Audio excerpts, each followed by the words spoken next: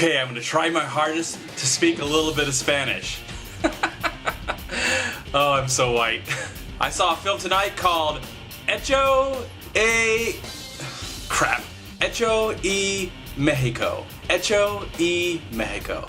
But in English, that is Made in Mexico. Sorry about that. Oh man. It's a tough beat, but somebody's got it. I saw the trailer for this film just the day before I actually witnessed the picture. And from what I got from the trailer, it looked like it was going to be a really interesting documentary about the country of Mexico, and maybe want to get people to come and see that they have culture and that they have so much to offer. But they're also concerned about their concerns. I took a chance, and I've seen the film Made in Mexico. I'm just going to stick to English because I don't know English very well, and I have a tough time. Wait, what did I just say? I don't know Spanish very well, and I'm having a tough time with English, as you may can witness right now.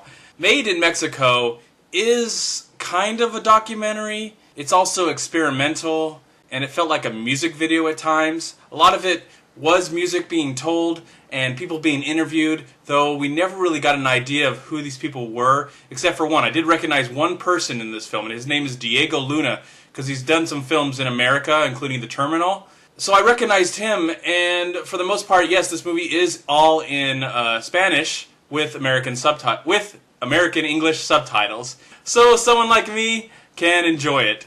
A lot of reading, so I'm glad that I'm getting more into reading, I hope. Talking about all these different ideas that are going on in Mexico right now, whether they're concerned with the borders, Guadalupe, their culture and their way of life, and their music and their economy. And I couldn't help but, as I was watching this movie, feel like there are so many missed opportunities when they made this film. I felt like they should have took 6 individual Hispanics and told their lives. Try and pick one from maybe the rich area, and maybe pick one from the poor area. That would have been more interesting than the approach they went for here. They had all these cool visuals, and there's a lot of great visuals. You get a sense of what it is like to kind of live in Mexico. I don't know if this is a perfect representation, because I just felt like I felt so distant. I love the Hispanic culture. I have relatives and family that are Hispanic, and I feel like if I really want to get to know something about their culture, I might as well just go to them and ask them a question. There are a lot of great Hispanic filmmakers out there who have made awesome movies, whether they've made genre picks or more personal picks.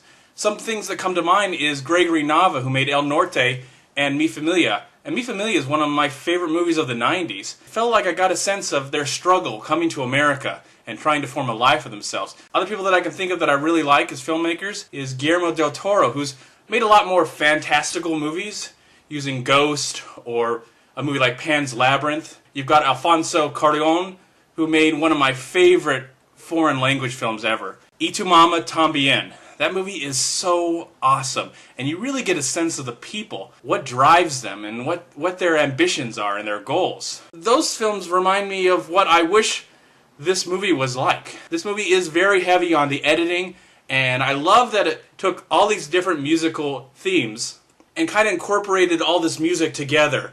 Like one singer singing in rap, and the other singing in another way, or mariachi. And you get a sense of all this going on. And that's, to me, that was the most interesting part about it. But then we get these interviews, and these people are talking about how passionate they are about things, but I don't know who they are. Just at least like a name and maybe some credibility of who this person is, because I don't recognize, again, I only recognize one person in this whole film. I love documentaries, but this film felt like it was more experimental. They had some really good ideas, but they didn't know what to do with them, so they decided just to make this big, huge collage, conversations mixed with music, mixed with images, and I would have liked something more personal, something as a film lover and as an audience member that I can latch onto and I can go, oh, I can understand on a human level. But this film, I kind of felt a little distant. I felt back here and the movie was happening right over there, and I was like, okay, well, this is interesting, but there's no human connection. Because I've been to Mexico. I went to Baja, California when I was a kid, Tijuana and Ensenada, and I had many interesting experiences there. I don't know if my parents took us there to show us that, hey, you should be grateful for what you have, because a lot of people don't have a lot and they're doing the best they can with what they got. I've learned more with that than I did with this film, and I wish I had more of a human connection with this film, because I love the Hispanic people and I love their culture and their ideas and how they see the world. I can't really recommend this movie. You would probably have a better time checking out some of the films that I talked about, especially if you're interested in the culture. I'm MovieManCHAD. Please like, comment, and subscribe to my channel. I'm also on Twitter and Facebook. And please go to WeLiveFilm.com and subscribe right here on YouTube to We Live Film.